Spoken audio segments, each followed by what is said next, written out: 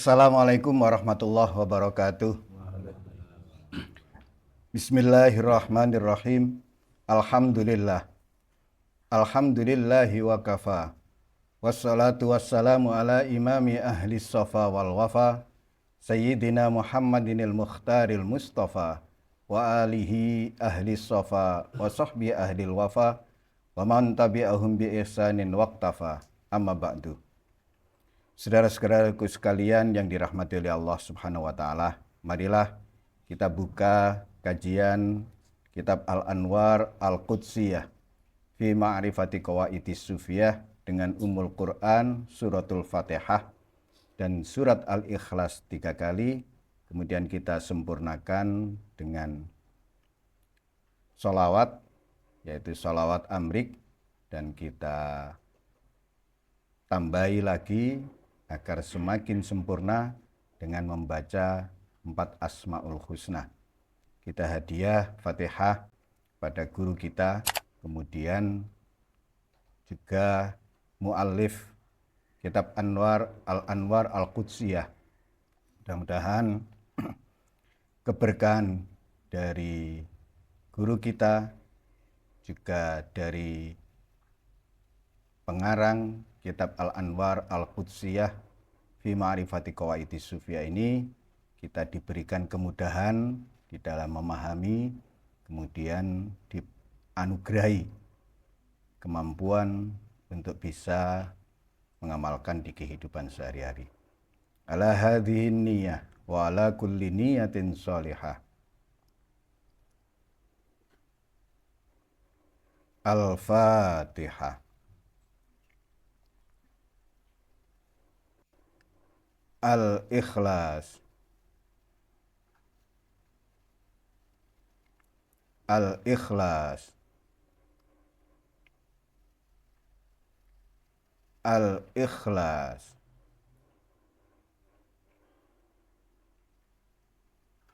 Allahumma salli wa sallim ala Ahmad amrik wa Muhammadin khalqik wa as'ada kaunik adada khalqik wa ridha nafsik wa zinata arsyik wa midada kalimatik. Nas'aluka Allahumma bih wa faqihna fi dinih wa ahyina ala sunnatih wa amitna ala millatih wa ahsyurna fi zumratih.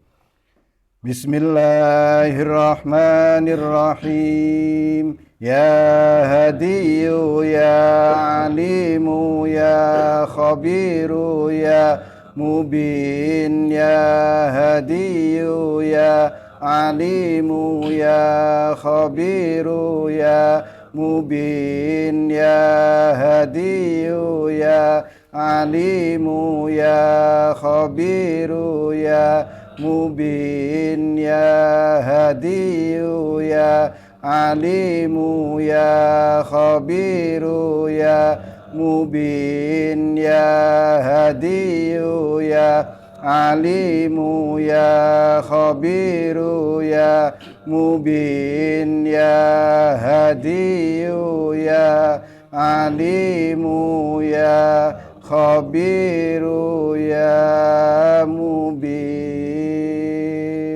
Al-Fatihah. Bismillahirrahmanirrahim. Qala musannif kitab Al-Anwar Al-Qudsiyah fi Ma'rifati Qawaidis Sufiyah lil Imam Asy-Syaikh Abdul Wahab bin Ahmad Asy-Sya'rani rahimahullahu ta'ala, nafa'anallahu bihi wa bi'ulumihi wa amaddana bi asrarihi wa ada alaina min barakati wa afada alaina min nafahati fid dharain, amin. Wa sakhkhara lana ma fis samawati wa ma fil ard jami'an minhu. Kalimat ini diambil dari surat Al-Jasiyah ayat 13. Jadi kalau di surat Al-Jasiyah kata lana itu tertulis lakum, ya, karena kitab ya dibuat lana. Jadi kalau di surat Al-Jasiyah redaksinya wasakhkhara lakum ma fis samawati wa ma fil ard jami'an minhu. Dan dia telah menundukkan untuk kita apa yang ada di langit dan apa yang ada di bumi. Semuanya dari Allah.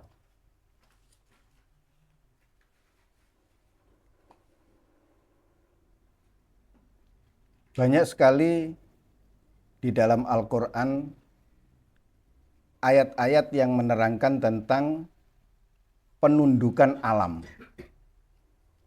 Ini bisa disimak seperti dalam surat Ibrahim ayat 32, juga di ayat 33. Nah,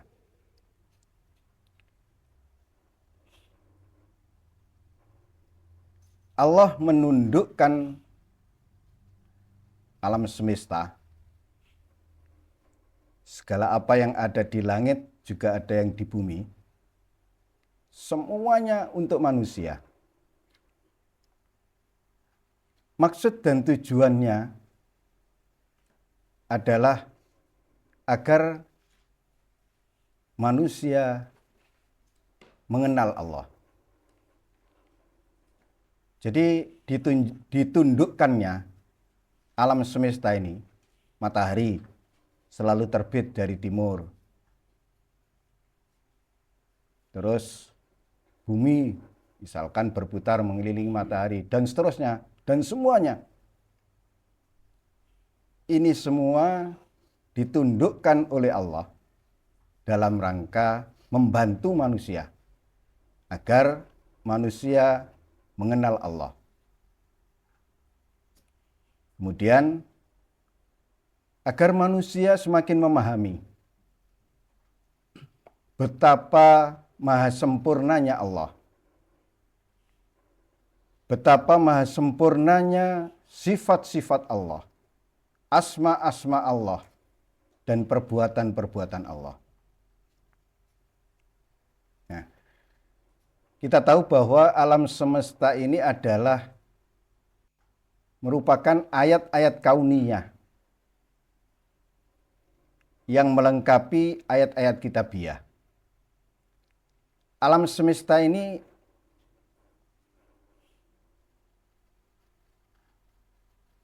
dipersiapkan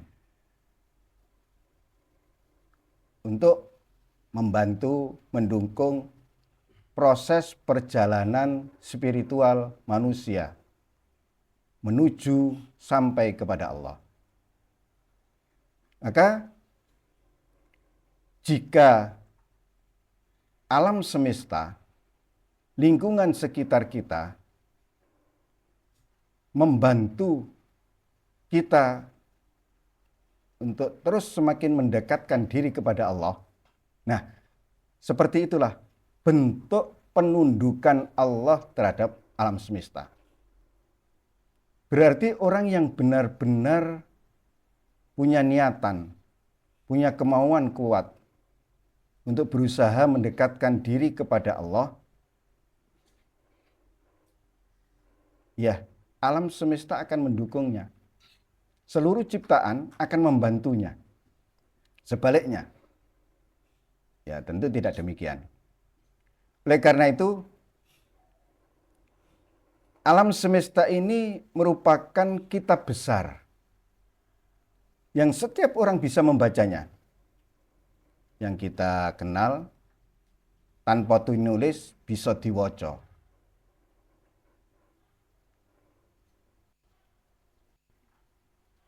Maksud dan tujuannya tidak selain ya agar manusia semakin memahami keesaan Allah. Ini salah di antara perintah untuk membaca ayat-ayat kauniyah yang tanpa dinulis bisa diwaca itu agar manusia semakin memahami keesaan Allah dalam penciptaan. Bahwasannya seluruh ciptaan ini merupakan satu kesatuan yang sedemikian rupa, teratur, berkesesuaian, berjalan secara serasi dan harmonis. Nah, itu kalau tidak melihat bahwa ini merupakan satu pencipta, ya belum. Artinya dengan kita membaca ayat-ayat kauniyah, ayat-ayat alam semesta ini, yang itu merupakan buku besar, di balik itu semua kita harus melihat bahwa ini merupakan bukti keesaan Allah. Yang kita semua dituntut untuk terus-menerus berupaya mengesahkan Allah, tidak menyekutukannya. Yang kedua, dengan terus-menerus membaca ayat-ayat kauniyah, kita akan diberikan pemahaman bahwa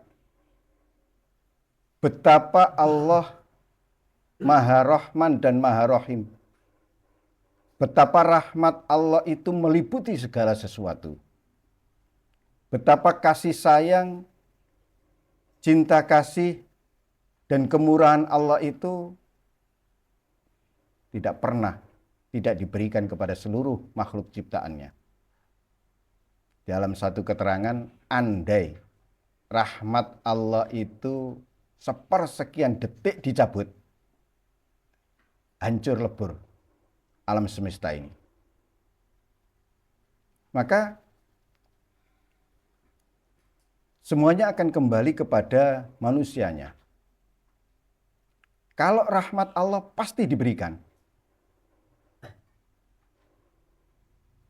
Pasti mengenai seluruh makhluk. Akan tetapi, terkadang si makhluk tersebut tidak merasakan itu. Menghijab dirinya, menghalangi dirinya untuk bisa mendapatkan rahmat tersebut. Sehingga yang dirasakan adalah ya kebalikannya rahmat. Ini di antara poin yang harus didapatkan ketika kita membaca ayat-ayat kauniyah. Kemudian di situ juga menunjukkan keadilan Allah. Dengan kemampuan seseorang memahami ayat-ayat kauniyah, membaca ayat-ayat kauniyah, akan tampak jelas betapa maha adilnya Allah. Di mana? Di keseimbangan ini. Keseimbangan yang ada di alam semesta ini bukti menunjukkan betapa maha adilnya Allah.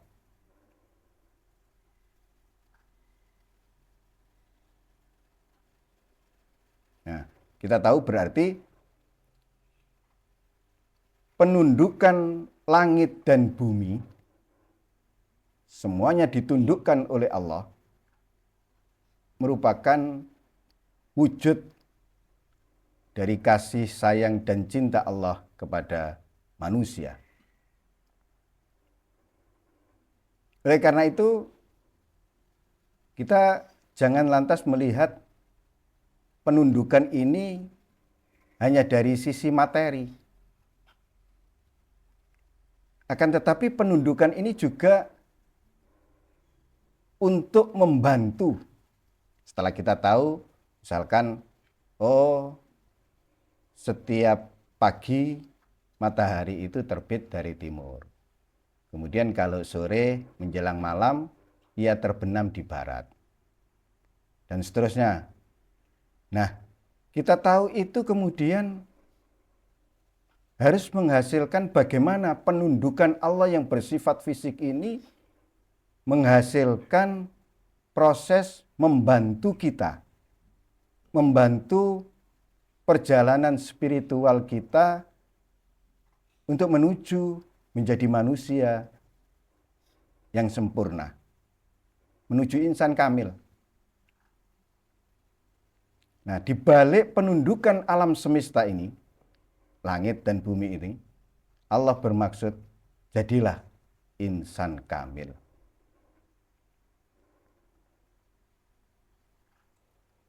Karena di balik penundukan ini, di samping sebagai wujud rahmat Allah, kasih sayang Allah, kemurahan Allah. Ini juga sebagai ujian.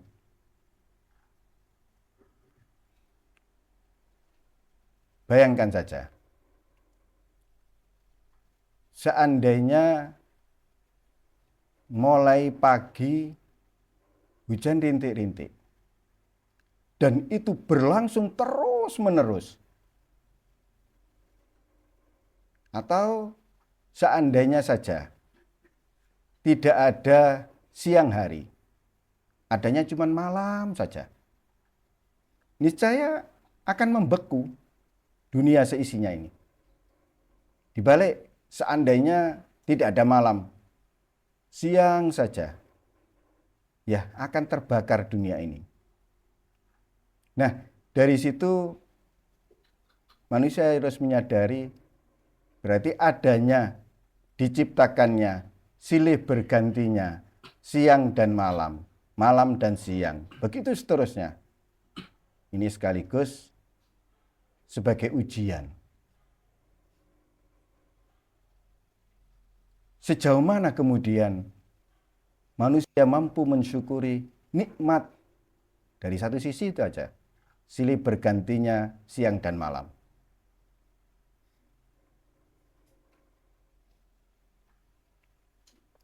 Nah, setelah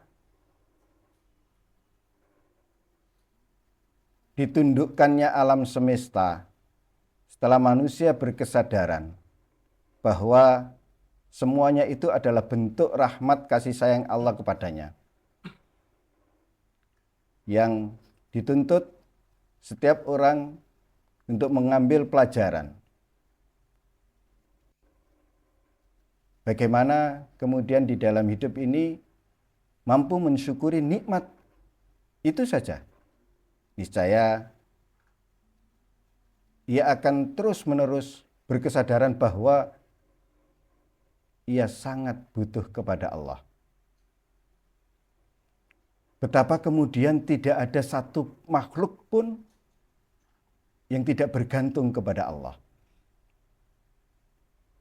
Nah, maka yang kita dapat dari penundukan alam semesta ini adalah bagaimana kita sebagai manusia menyadari itu semua tidak bisa tidak.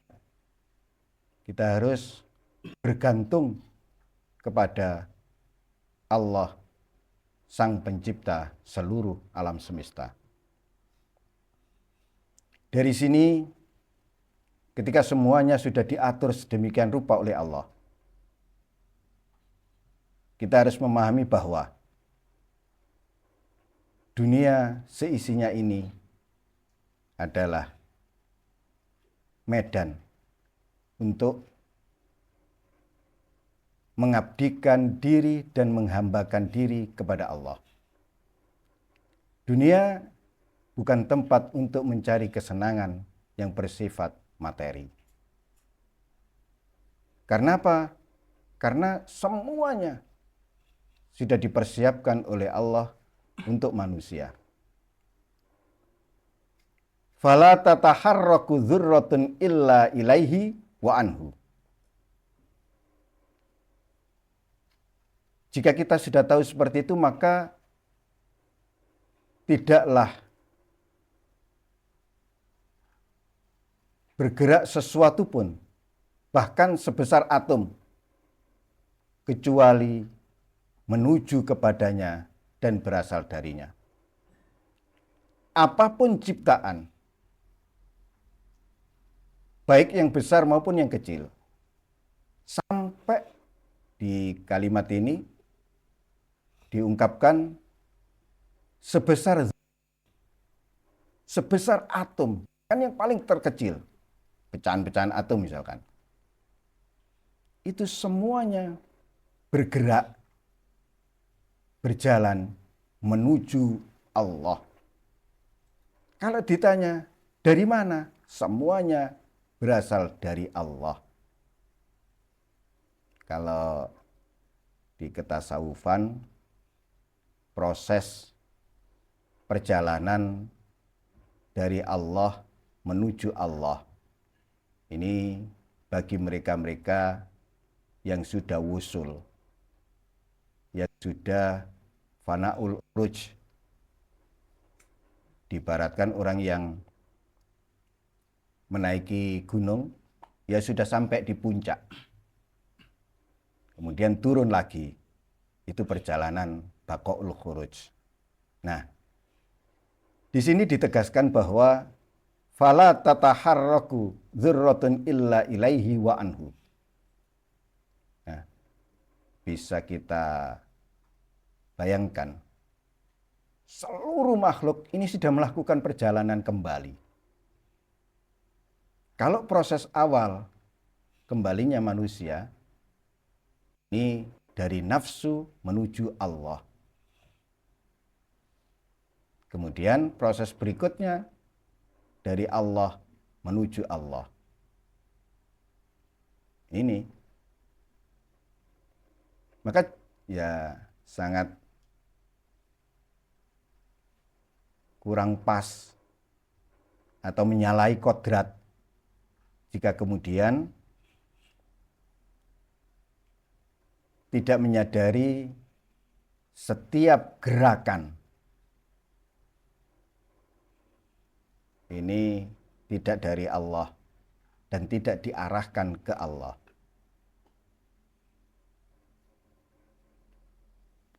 Kalimat tersebut bisa dipahami secara teks bahwa seluruh ciptaan, mulai yang besar hingga yang kecil, semuanya berada dalam kendali Allah. Nah, ketika semuanya berada dalam kendali Allah, tentu semua ciptaan itu satu demi satu,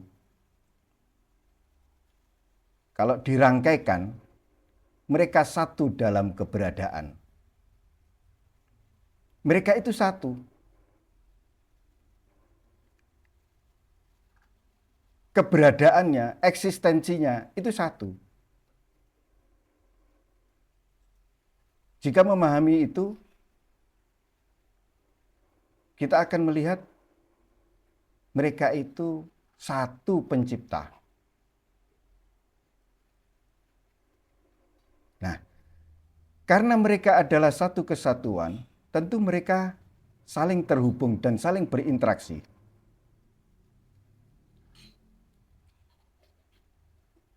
Interaksi terhubungnya dalam satu kesatuan itu dalam kehendak Allah. Yes. Nek, melihat seperti itu, tidak ada makhluk yang bisa sakarpe dhewe itu. Nggak ada. Semuanya berjalan sesuai dengan kehendak Allah. Maka tidak ada satupun yang bergerak, yang beraktivitas, yang berapapun kecuali dengan izin dan kehendak Allah. Tidak ada satupun kejadian di alam semesta ini yang terjadi kecuali berada dalam kudrat iradat Allah. Ini satu kesatuan. Semuanya berada dalam kekuasaan Allah. Semua berjalan sesuai dengan iradah Allah, kehendak Allah.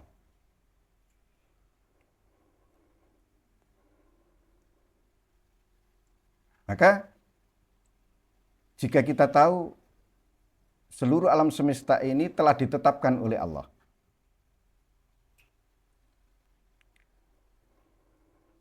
dia memiliki tujuan, fungsi, peran yang sudah ditetapkan oleh Allah.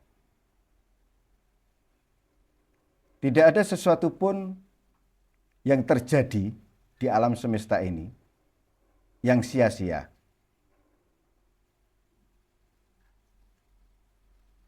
Kejadian apapun, sekecil apapun, misalkan kalau kita tafakur, merenungkan, daun yang jatuh aja, ini sudah tercatat sedemikian rupa sebelum pohon itu diciptakan. Nah, jatuhnya daun ini misalkan, ini tidak sia-sia. Ada hikmah di balik itu. Nah, sayang kita kemudian mungkin belum meriset, belum melakukan penelitian, sehingga belum bisa mengambil hikmah dari setiap kejadian dan peristiwa yang ada di alam semesta ini. Begitu pula dengan segala sebab, akibat dalam kehidupan ini. Dalam kehidupan ini berjalan sebab akibat. Nah, semuanya sebab akibat itu ini kembali kepada Allah. Oh, sebabnya terbakar itu karena ada api. Oh, api itu karena ada yang menyalakan dan seterusnya. Oh, kenapa begini? Oh, itu karena begini. Kalau begini, akibatnya apa? Lah, seluruh sebab akibat itu semuanya akan kembali kepada Allah. Artinya tidak ada sebab akibat yang tidak kembali kepada Allah. Maksudnya kembali ke musabbibul asbab. Allah yang menyebabkan itu semua. Kita tidak boleh berhenti kepada sebab akibatnya. Allah yang mengakibatkan itu semua. Maka jika kita sudah tahu atau sudah bisa melihat ke musabbibul asbab, niscaya kita tidak akan pernah menyalahkan siapapun atas setiap peristiwa dan kejadian yang tidak sesuai dengan harapan kita. Karena di balik itu semua, Allah sang musabbibul asbab yang menyebabkan segala sebab. Nah, berjalannya sebab akibat dan seterusnya itu semuanya sesuai dengan rencana dan takdir Allah.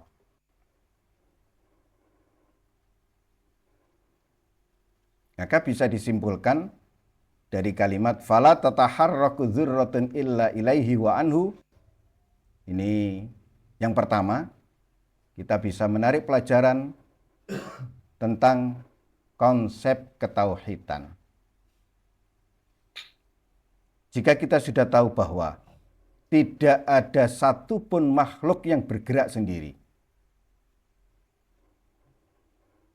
kecuali itu semua dari Allah dan menuju Allah, maka akidah kita, keyakinan kita kepada Allah, Allah lah penyebab itu semua. Allah lah yang menggerakkan itu semua. Kemudian yang kedua, kalimat ini menunjukkan betapa sangat bergantungnya makhluk itu kepada Allah. Ketergantungan secara mutlak seluruh ciptaan kepada Allah. Tiada daya dan upaya, baik dalam usaha atau hasil, kecuali atas pertolongan Allah. Kita digerakkan untuk usaha dan upaya. Kita diberikan daya dan kekuatan. Itu saja sudah karena pertolongan Allah. Belum pada kemudian hasil dari usaha. Itu juga atas pertolongan Allah. Nah, setelah bertauhid, kemudian berkesadaran kita semua sangat bergantung kepada Allah. Yang ketiga, konsep yang bisa kita ambil adalah jangan lupakan la haula wala quwata illa billah. Tidak ada daya dan kekuatan kecuali dengan Allah, dengan pertolongan Allah.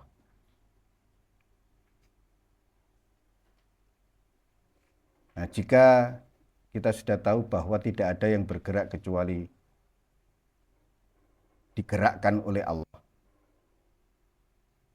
maka kita menjadi tahu bahwa tidak ada di dunia ini peristiwa kejadian yang terjadi secara kebetulan, di luar kuasa Allah, di luar kudrat iradat Allah, tidak ada.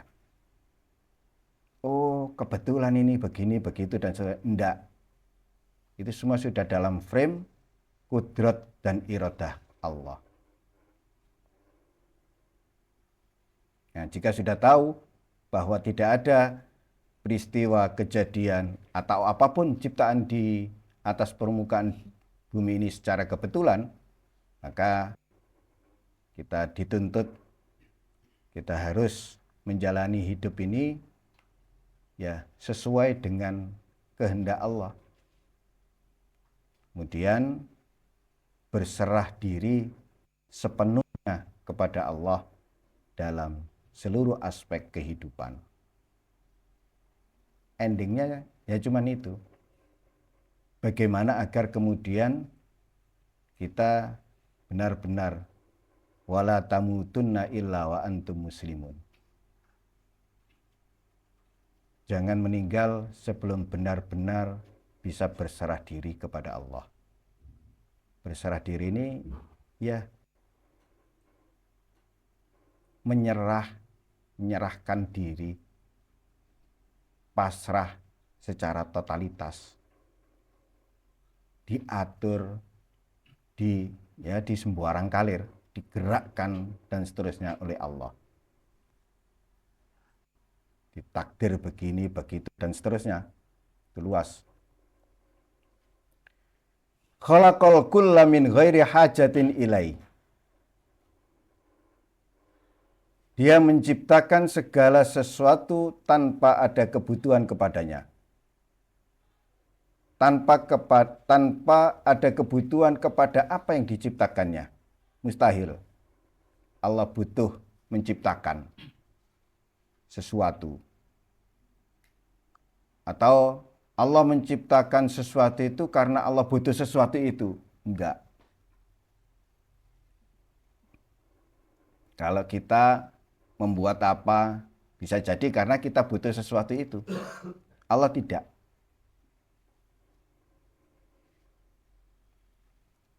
Allah Al-Ghani. Allah itu maha tidak butuh. Maha kaya itu maha tidak butuh kepada makhluknya. Allah Al-Ghani, Allah juga tidak bergantung kepada segala sesuatu. Ya, sebaliknya, makhluk butuh kepada Allah. Nah, semua ciptaan, semua yang ada, ini semata-mata keberadaannya karena kehendak Allah, karena rahmat Allah. Bukan karena Allah butuh sesuatu itu terus menciptakan, enggak. Lah terus adanya itu, keberadaannya itu, kalau Allah tidak butuh. Adanya itu karena rahmat Allah. Karena Allah memang menghendaki untuk ada, untuk menciptakan itu.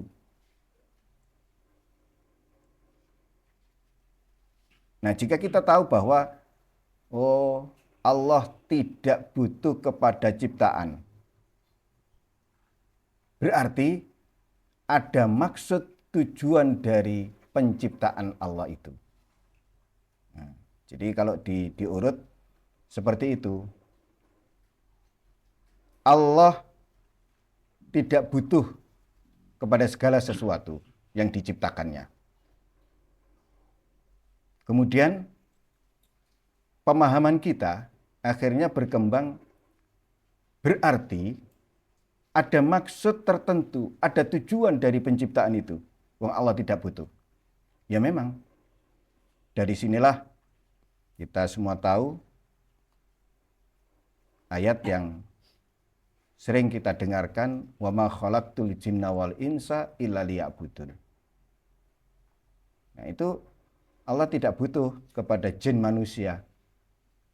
Nah, terus diciptakannya jin dan manusia itu ada maksud dan tujuan Allah untuk proses penciptaan itu.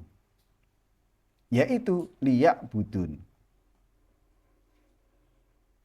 untuk menyembah, untuk mengabdi, untuk menghamba.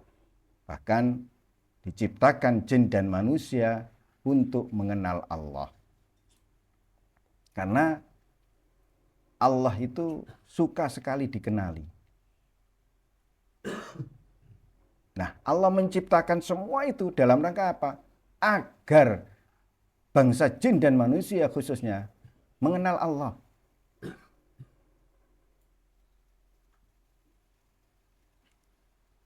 Allah, kita semua tahu, tidak butuh kepada ciptaannya, juga kepada apa yang dilakukan oleh ciptaan, oleh makhluk, oleh hambanya. Termasuk ibadah yang dilakukan oleh seorang hamba, Allah tidak butuh. Allah tidak butuh ibadah hamba. Nah, hamba itu sendiri yang butuh beribadah kepada Allah. Butuh menghamba, butuh mengabdikan diri dan menghambakan diri kepadanya. Ini sebagai apa? Sebagai bentuk pengakuan dari seorang hamba, seorang makhluk kepada yang menciptakan.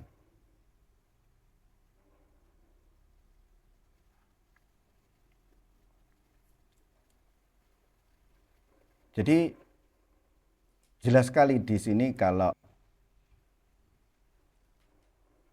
dari kalimat khalaqal kulla min ghairi hajatin ilai ini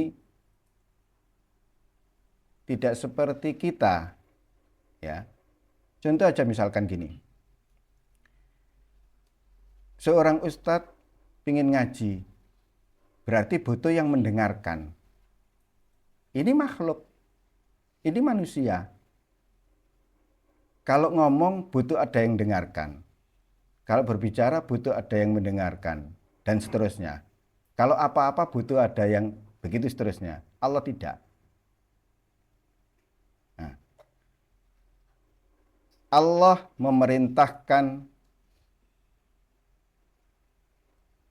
makhluknya, khususnya bangsa jin dan manusia, untuk mengabdi dan menghamba, untuk mengenalnya. Ini Allah tidak butuh itu. Yang butuh itu adalah si hamba.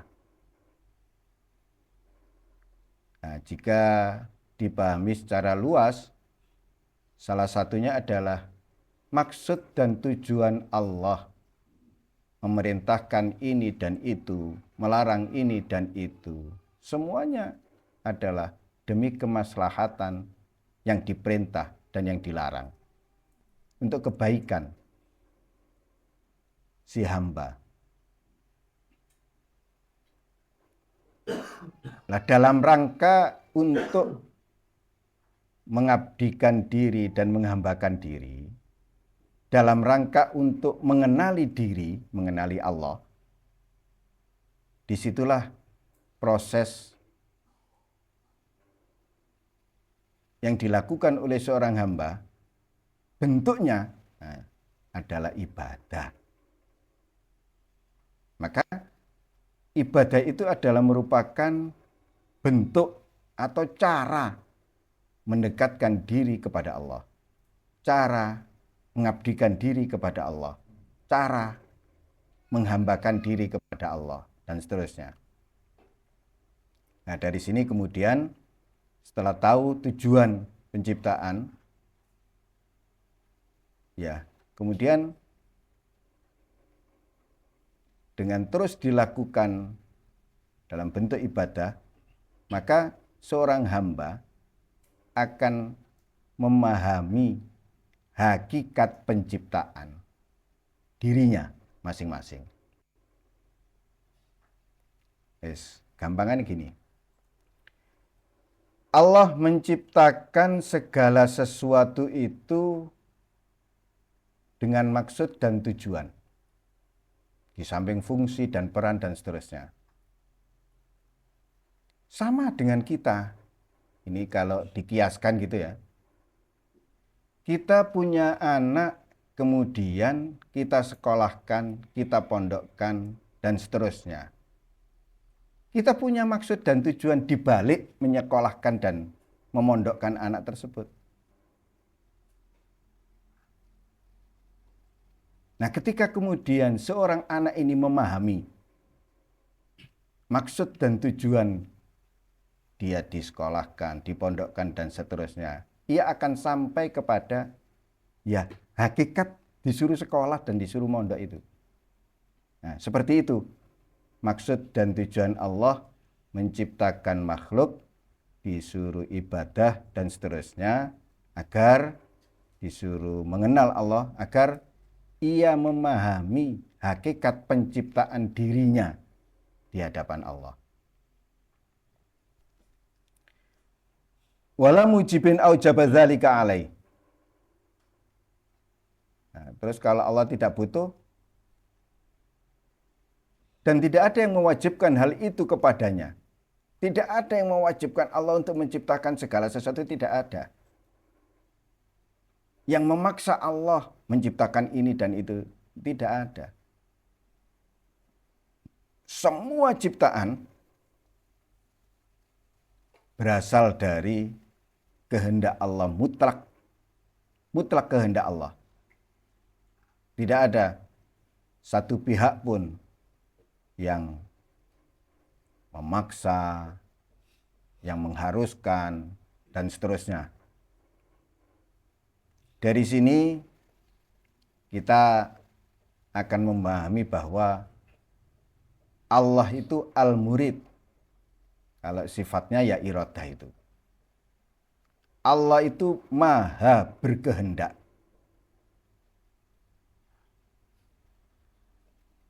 Dan segala sesuatu itu terjadi semata-mata karena kehendak Allah. Kalau bahasa kita gini, kalau kemudian kita melakukan ketaatan dan seterusnya dengan ibadah yang kita lakukan, kemudian kita merasa punya hak untuk dimasukkan surga. Ya ini sama dengan memaksa Allah. Jadi dari wala mujibin aujaba dzalika alai bisa dipahami bahwa kita dimasukkan ke surga atau dimasukkan ke neraka itu mutlak kehendak Allah. Tidak ada satupun yang ikut campur tangan. Di pertemuan sebelumnya sudah dijelaskan bahwa setelah proses penghitungan amal, amal baik, buruk, dan seterusnya dihitung, kemudian tibalah fase penentuan masuk surga atau masuk neraka.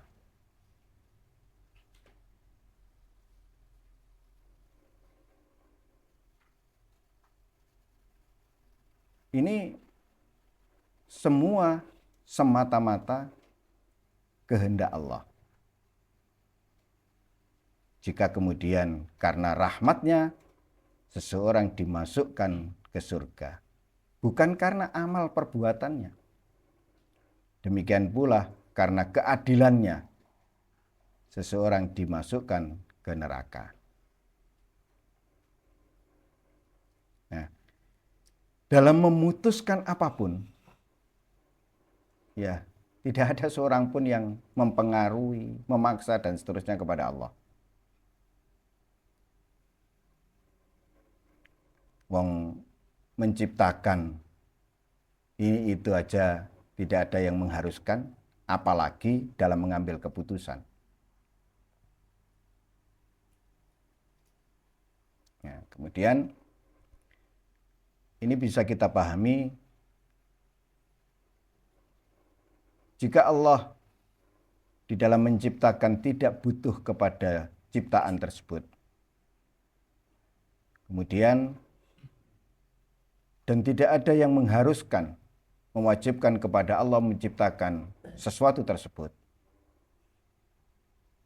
Lantas kita diperintahkan untuk memahami bahwa seluruh ciptaan itu merupakan manifestasi dari sifat asma Allah.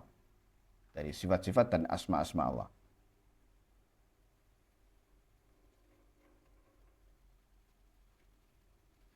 Itu bentuk Allah mengenalkan dirinya kepada makhluk, khususnya yang bernama manusia itu.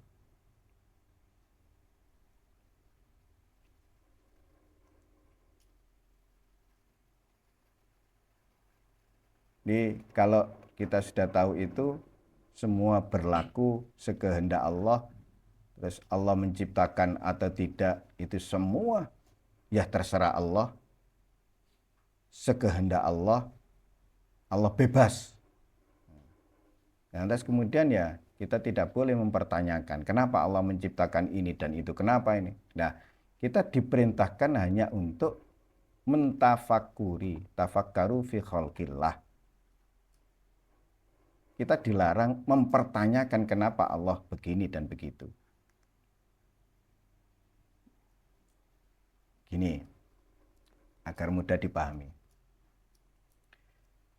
Seringkali maksud dan tujuan orang tua sulit untuk dipahami oleh seorang anak yang belum dewasa. Kenapa begini dan begitu? Ini orang tua. Anak seringkali tidak bisa memahami atau belum mampu memahami. Nah, apalagi hamba ke makhluk. Apalagi hamba ke Allah. Oleh karena itu, apapun yang diciptakan oleh Allah, ini semuanya, yakinilah bahwa semuanya tidak ada yang sia-sia. Tidak mungkin Allah menciptakan itu sia-sia, tidak ada guna manfaat atau tidak dapat diambil hikmah. Kitanya aja yang belum mampu untuk memahami maksud dan tujuan dibalik penciptaan segala sesuatu. Nah, jika sudah dari kalimat wala mujibin au jabadzalika alai, dilanjutkan lakin ilmahu bidzalika sabaq fala budda ay yakhluqa ma khalaq. Nah, lantas kalau tidak ada yang mewajibkan, Allah tidak berkewajiban atau tidak ada yang mengharuskan, ilmunya Allah itu yang telah mendahului. Sebelum menciptakan segala sesuatu, pengetahuan Allah, ilmu Allah, ini sudah tahu. Nah, menciptakan ini dan itu, ini ya berdasar ilmunya Allah itu. Lakin ilmu bidzalika sabaq, tetapi ilmunya tentang hal itu, apapun yang diciptakan, telah mendahului. Fala budda ay yakhluqa ma khalaq. Maka dia pasti menciptakan apa yang telah dia ciptakan.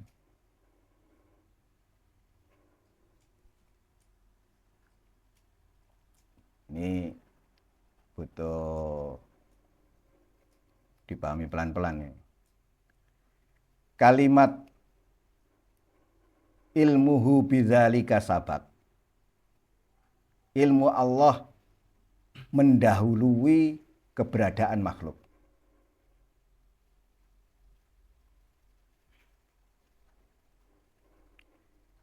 Sebelum makhluk itu diciptakan,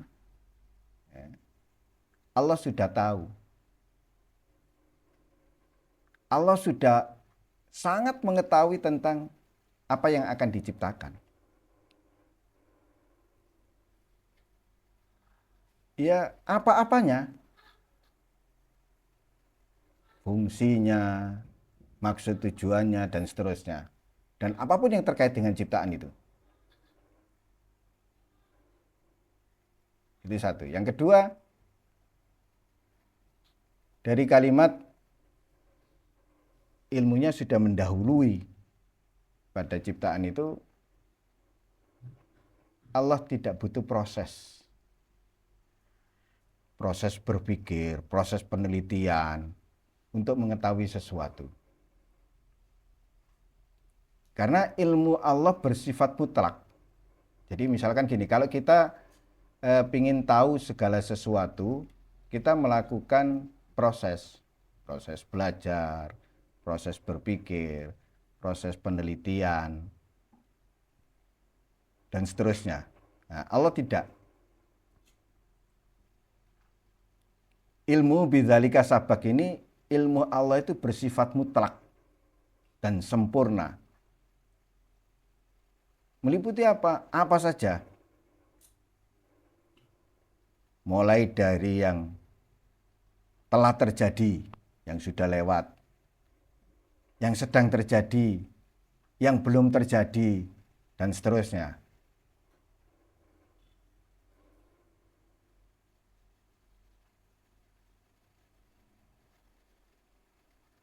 Yang ketiga, ilmu Allah bukan hanya mengetahui apa yang mungkin terjadi yang ke depan, tetapi apa yang akan diwujudkan, apa yang akan diciptakan, ini tahu.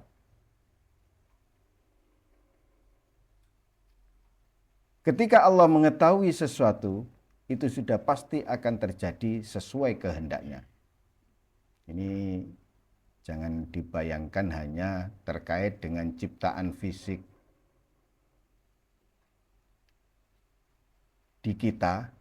Apapun yang akan kita lakukan, sebelum terlintas di benak kita, sadurunge ati ngrentek, Allah sudah tahu.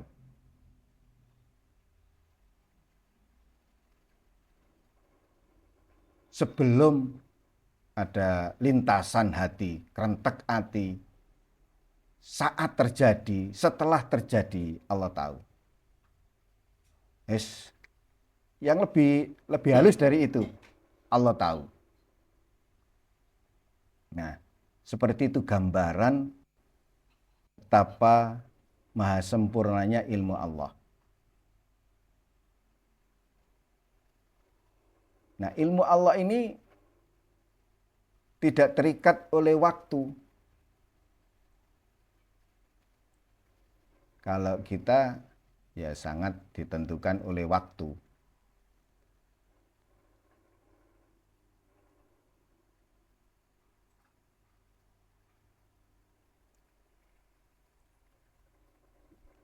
Ya, jadi seperti itu gambarannya, segala bentuk kemungkinan, hasil akhir, hasil pengamatan, hasil dari apapun, ini Allah Maha tahu tanpa butuh proses.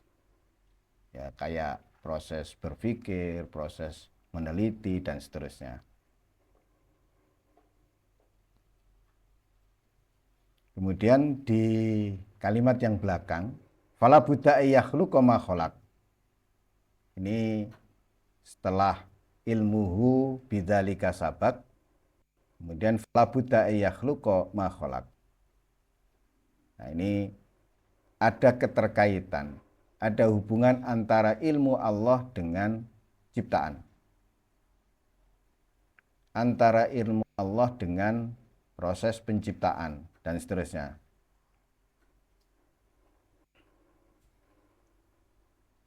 Ya, sebagaimana sudah dijelaskan tadi, jadi ketika Allah telah mengetahui segala sesuatu yang akan diciptakan, maka penciptaan terjadi.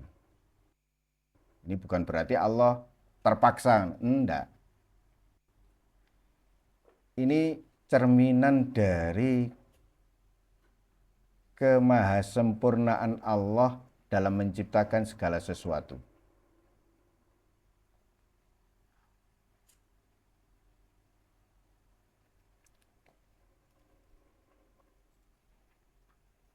Nah, dari sini kemudian kita tidak boleh untuk terus kemudian upaya memahami, menyelami di balik ilmu dan penciptaan Allah.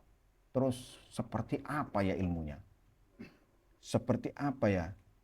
Ini jangan terlalu dalam, yang pada intinya cukuplah diketahui bahwa ilmu Allah itu mutlak dan maha sempurna, yang tidak bisa dipahami oleh akal kita. Nah, tidak semua yang Allah ketahui, ya masih terlalu banyak tentu yang belum kita ketahui. Contoh aja gini, Allah menciptakan 18.000 alam, atau ada yang berpendapat 40.000 alam. Nah, seperti apa kemudian ilmu Allah, pengetahuan Allah tentang seluruh alam tersebut? Ini kalau kemudian kita paksakan untuk mencoba nih, nggak gagal. Oleh karena itu disimpulkan di kalimat berikutnya, fahuwal awwalu wal akhiru wal zahiru wal batinu.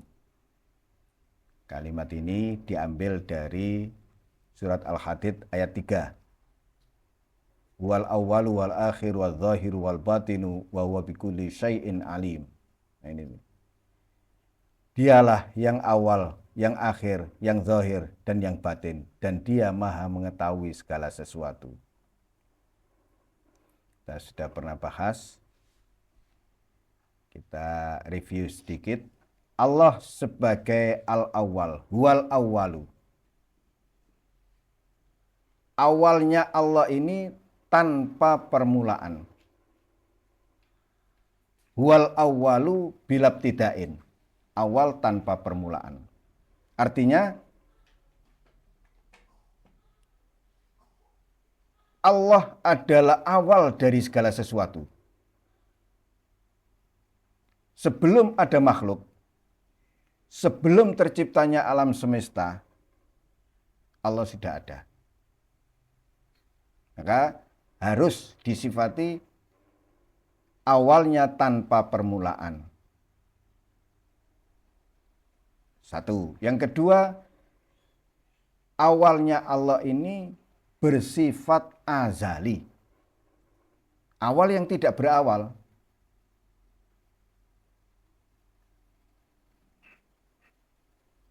Ini nanti gandeng dengan al-akhiru. Ya ini bakoknya, bakok Allah itu.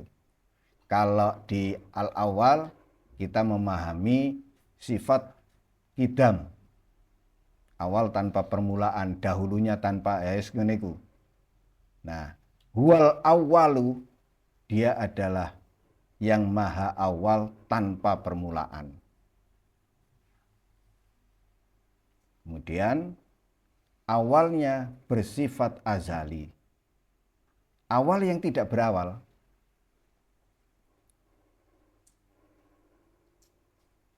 Makna yang kita dapat dari huwal awwalu secara pengertian menunjukkan bahwa segala sesuatu berasal dari Allah. Itu harus kita pahami bahwa segalanya ketika huwal awwalu, ini berarti segala sesuatu itu berasal dari Allah. Kemudian setelah begitu, segala sesuatu bergantung kepada Allah.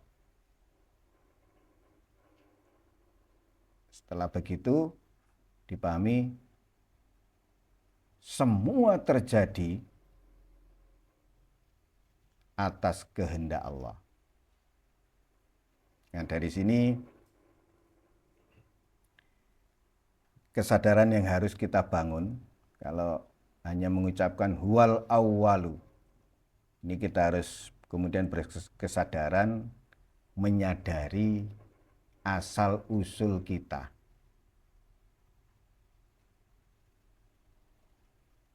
Setelah menyadari asal usul kita, kemudian dia bertanggung jawab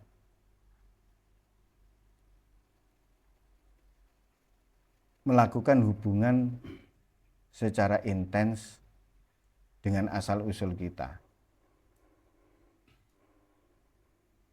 Ya, itu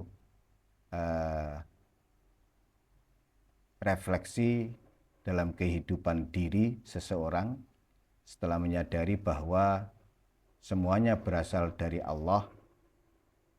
Ia pasti akan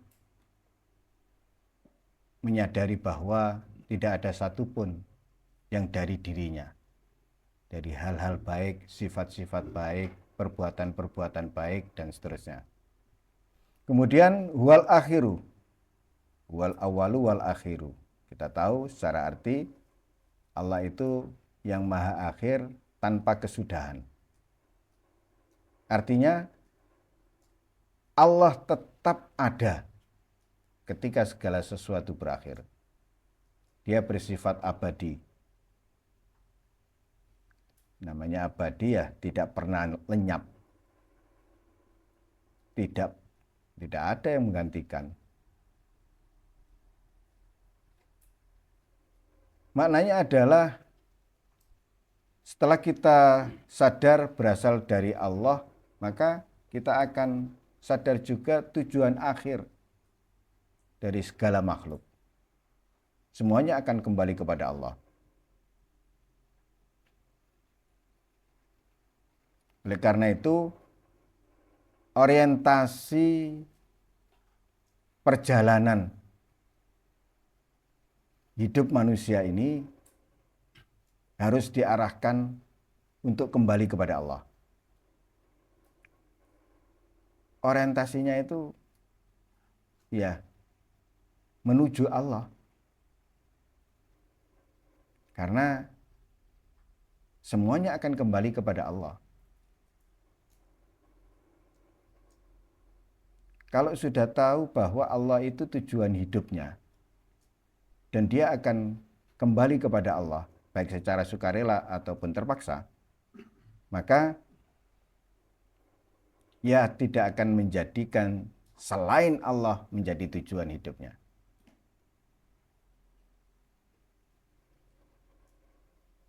Kemudian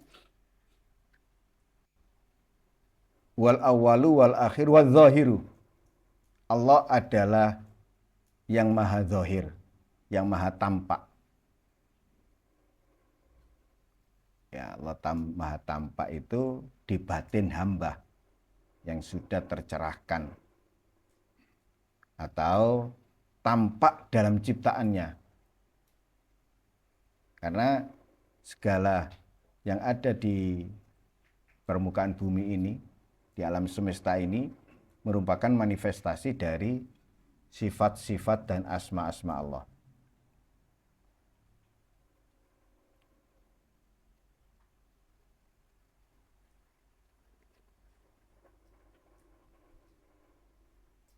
Nah, memahami Allah az-zahir ini ya kita membaca ayat-ayat kauniyah tadi, membaca tanda-tanda kebesaran Allah tadi. Cukuplah kita ringkas, bacalah ayat-ayat kauniyah pada diri kita masing-masing. Wa fi anfusikum afala tatafakkarun, dan di dalam dirimu sendiri tidakkah kalian berpikir?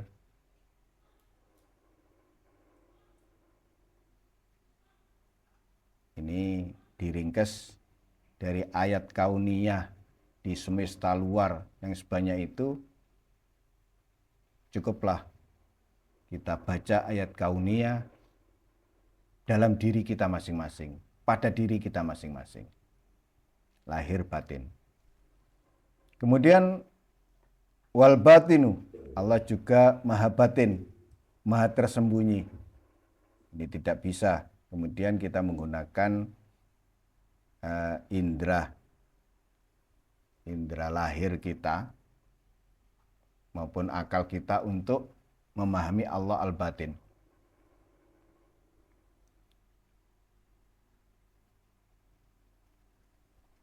Nah, proses untuk memahami Allah al-batin ini ya tidak ada selain berproses menyelam ke dalam diri, membersihkan hati, terus kemudian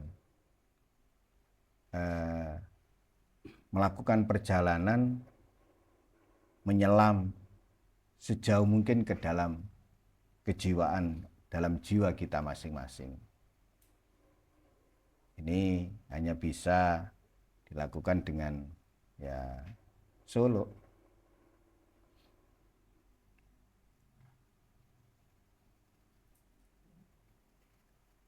Artinya begini, ketika kita memahami Allah al-Zahir dan Allah al-Batin,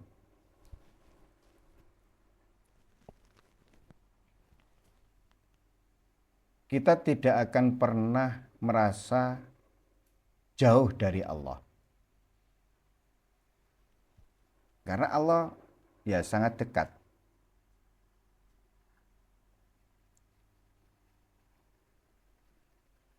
Nah, keempat sifat ini menurut Syekh Abdullah Basyaroni, yaitu wal awwalu wal akhiru wal zahiru wal batinu, ini satu kesatuan. Yang keempatnya saling melengkapi.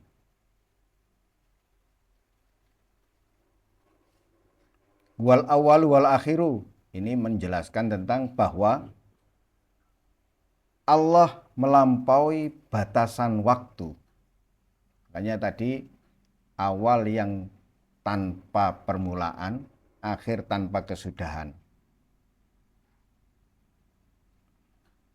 Kemudian wadzahiru wal batin. Ini menunjukkan bahwa Allah melampaui batasan ruang dan tempat. Ruang dan persepsi manusia.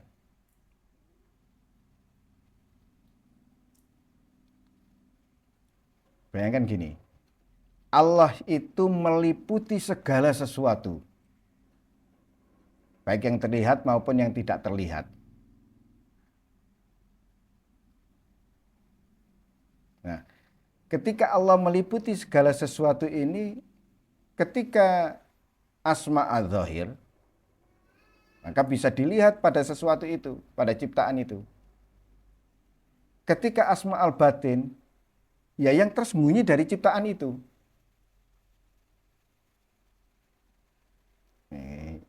Ibu nerang. Sampeyan pahami Allah meliputi segala sesuatu. Yo dohir, yo kewetok jelas, yo gak ketok.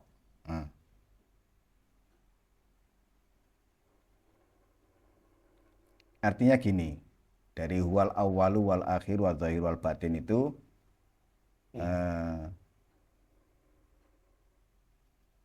Allah diperintahkan, Allah memerintahkan kepada umat manusia, bangsa manusia dan jin,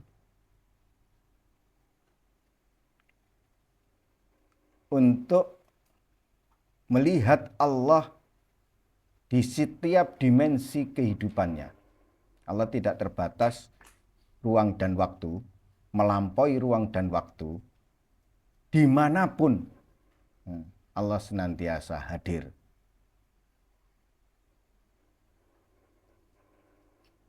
Nah, kemudian kita diperintahkan,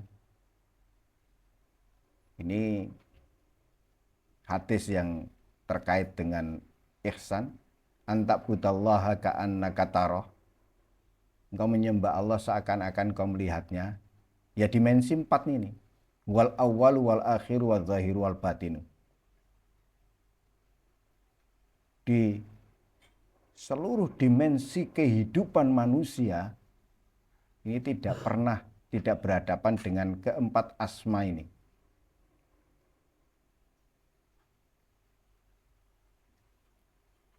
Di awal penciptaan, misalkan di awal kita lahir. Ini kalau kemudian menyadari bahwa kita ada awalnya, langsung berhadapan dengan Allah al-awwal. di akhir hidup kita, di ujung usia kita misalkan masing-masing, lalu kita berhadapan dengan Allah al-akhir, di kehadiran batiniah yang bisa dirasakan oleh batin yang sudah tercerahkan, yang sudah suci. Loh, Allah Maha hadir di batin. Di dohir dengan melihat segala ciptaan, melihat sang penciptanya. Nah, di apapun, ini wal awalu wal akhir wal zahir wal batin. Jadi kita diberikan sarana dan prasarana oleh Allah untuk senantiasa mengingat Allah. Wal awalu wal akhir wal zahir wal batinu ini menunjukkan bahwa Allah itu sudah menunjukkan dalam berbagai hal di setiap dimensi kehidupan. Nah, maka bagi para sufi, ya tidak ada yang tidak mengingatkan ke Allah. Jadinya mereka berkata, bagaimana bisa lupa? Semua yang ada itu mengingatkan ke Allah, mengarah ke Allah, menunjuk ke Allah. Jadilah mereka itu di setiap saat, kapanpun dan dimanapun, senantiasa menyaksikan Allah. Wa huwa ala kulli syai'in qadir. Ini sudah kalimat yang banyak kita temui di ayat-ayat Al-Quran. Ada redaksi wallahu ala kulli syai'in qadir, ada redaksi innallaha ala kulli syai'in qadir.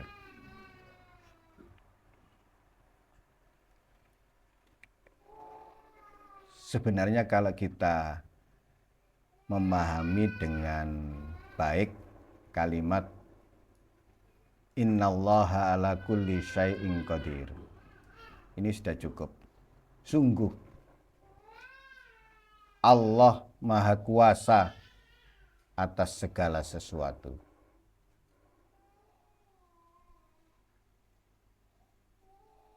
Ini seringkali kemudian kita lupa di dalam mencoba di dalam praktek kehidupan kita sehari-hari.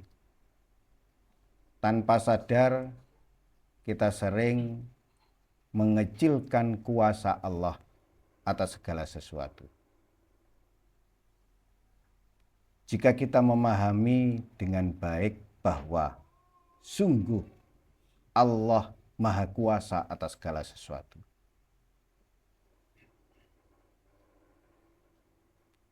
Sekarang kita seperti ini. Besok terus kita berubah 180 derajat.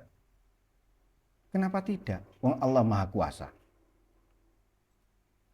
Itu yang kita semua pernah dengar, kisah Syekh Abdul Qadir dengan seorang pemuda yang mabuk.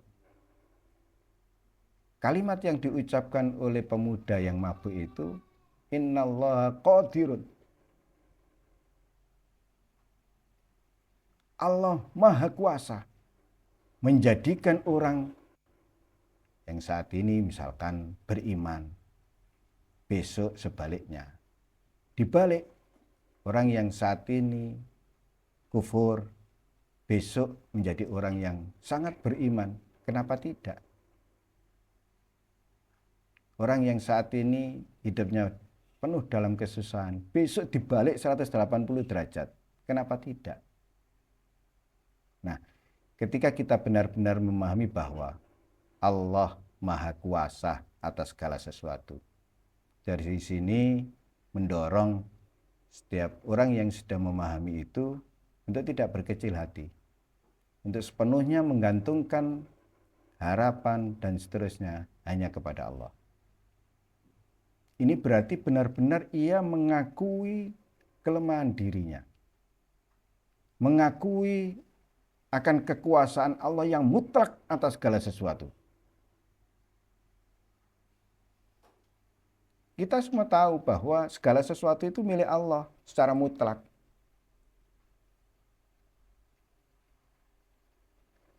Demikian pula namanya kepemilikan, dia berkuasa penuh atas miliknya. Kita punya sesuatu. Sesuatu itu menjadi milik kita secara penuh, secara sah. Ya kita berkuasa penuh atas sesuatu yang kita miliki itu. Misalkan sepeda motor. Ini punya siapa? Punya si A. Ya dia berkuasa atas sepeda motornya itu, yang miliknya itu. Mau dipakai, mau diberikan orang lain, mau apa. Nah, seluruh alam semesta ini, kita semua tahu bahwa ini semua milik Allah. Maka Allah berkuasa mutlak atas seluruh miliknya.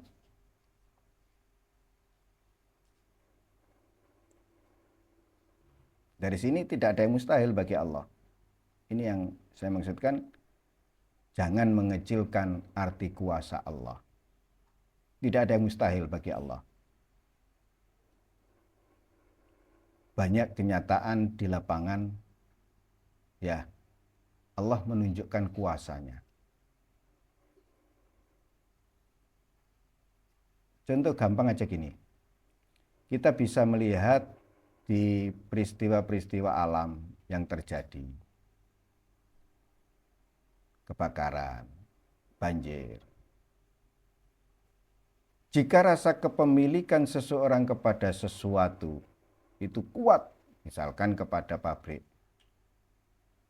terus merasa kemudian ya dengan kepemilikannya atas pabrik yang besar dan seterusnya itu dia merasa aman dan seterusnya. Loh, ketika kejadian kebakaran secepat itu hilang. Allah Maha Kuasa. Nah, di kekuasaan Allah yang mutlak itu tidak ada yang menghalangi atau menentang kuasa Allah. Maka kita harus sadar sepenuhnya bahwa semuanya yang ada di alam semesta ini berada dalam kendali Allah. Nah,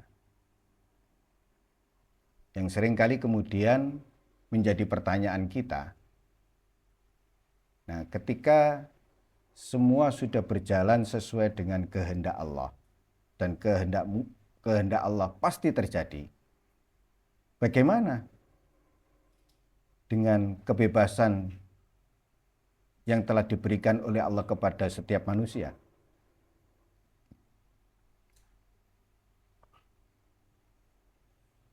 Kita tahu bahwa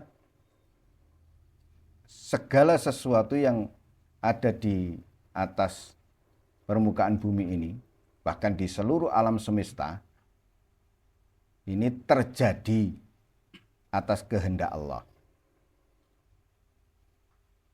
Kemudian Allah memberikan kebebasan kepada manusia untuk memilih. Nah,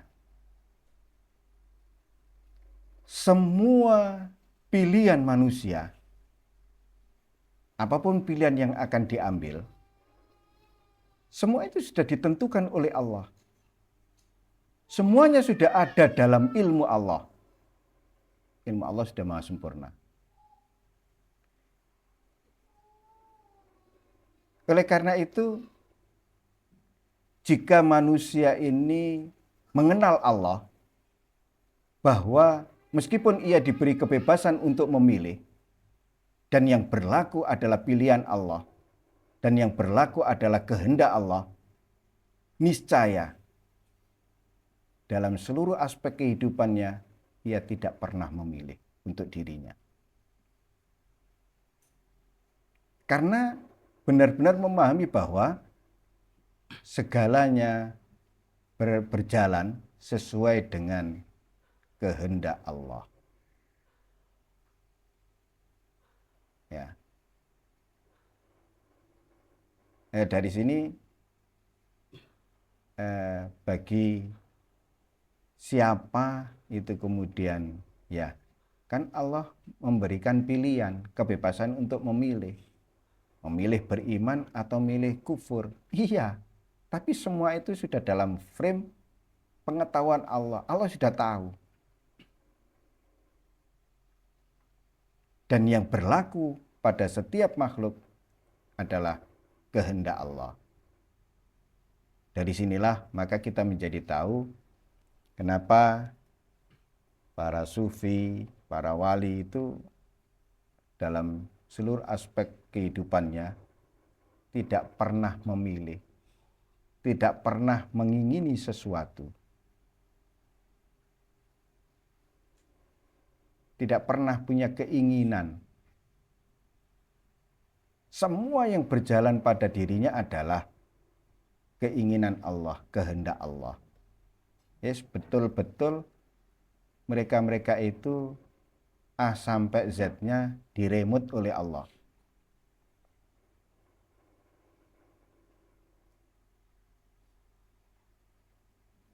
Begitu juga keputusan misalkan. Keputusan yang diambil itu juga ya berada dalam kendali Allah, dalam kontrol Allah. Oleh karena itu, jika kita memahami bahwasannya semua yang terjadi di alam semesta ini terjadi sepengetahuan Allah. Dan semua yang terjadi itu atas izinnya, sesuai dengan kehendaknya. Maka tidak ada pilihan bagi hamba selain bagaimana hidup berkesesuaian dengan pilihan Allah, dengan kehendak Allah. Seringkali kemudian bagaimana untuk bisa memahami itu, guru kita menyampaikan apa sing dadi keinginan kita, jalani kebalikannya. Ketika nafsu kita menginginkan ke utara, jalani ke selatan. Ini dalam salah satu kitab ada seorang wali, asalnya dia seorang majusi, kemudian diangkat oleh Allah menjadi walinya. Itu karena apa? Karena praktek ini tadi. Ketika nafsunya, ini dalam proses cepat, nafsunya mengajak dirinya untuk tidak masuk Islam. Dia masuk Islam. Terus begitu di setiap harinya. Jadi ini ya tidak sekali dua kali. Di seluruh keinginannya, ia berjalan kebalikan dari keinginan nafsunya. Yang pada akhirnya endingnya adalah dia diangkat oleh Allah menjadi salah satu dari kekasih Allah. Nah, untuk memahami bahwa Allah Al-Murid, Allah Al-Alim, ini kita harus terus-menerus berupaya mengenal Allah, memahami maksud dan kehendak Allah, dan seterusnya, yang pada akhirnya mengantarkan kita bisa hidup sesuai dengan kehendak Allah dan berjalan di bawah kudrat dan iradat Allah. Mudah-mudahan sedikit materi yang bisa kita kaji pada malam hari ini benar-benar diberikan kesadaran oleh Allah. Kita semua diberi ilmu, diberi tambahan ilmu, kemudian diberi anugerah untuk bisa memahami dengan baik dan diberi kemampuan untuk mengamalkan dalam kehidupan sehari-hari. Ja'alanallahu wa iyyakum minal muridin as-shadiqin wa wassalikin al-asyikin wa adkhalana wa iyyakum fi zumrati ibadi sholihin al-muslihin Wassalamualaikum warahmatullahi wabarakatuh.